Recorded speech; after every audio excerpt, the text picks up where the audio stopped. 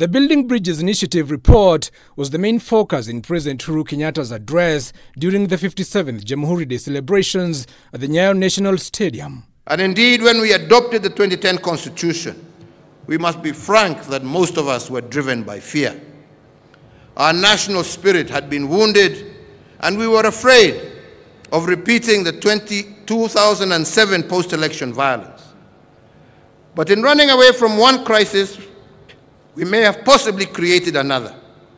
And I believe now is the moment to correct this and make a shift from a constitution of fear to a constitution of hope. While urging Kenyans to endorse the constitutional amendments in the referendum next year, the head of state reiterated that the 20 constitution does not resonate with Kenya's present challenges and therefore needed to be updated.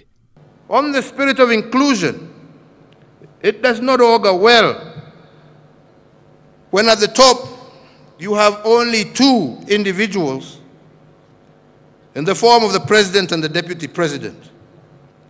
More so in an ethnically diverse nation as ours. This creates an environment of political exclusion, resulting in the cyclical violence that we have witnessed in every election.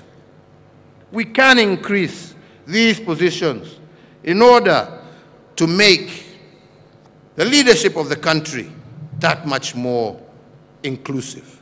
In his address, the president recalled the famous March 2018 handshake with opposition leader Raila Odinga, noting that the ceasefire only brought about a temporary solution. He added that BBI would bring long-term solution to the problems facing the country, especially post-election violence that is witnessed during each election cycle. If our country loses 1 trillion shillings during this 123 days of electioneering, or an equivalent of 1/3 of our national budget, this is a sign that a moment of reckoning is approaching. And if for every 5 years we lose life and property, including of our young ones, this is a pointer that there is a problem that needs fixing. The president also used the occasion to defend the proposal to introduce a judiciary ombudsman appointed by the executive to ensure checks and balances of the judiciary. David Maraga, the outgoing Chief Justice, on Friday opposed the idea, saying the executive was seeking to have control of the judiciary, which is an independent arm of the government.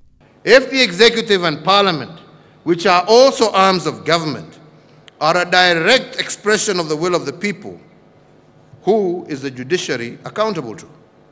Where are the judicial checks and balances located outside of the Judicial Service Commission, led and dominated by officers of the court?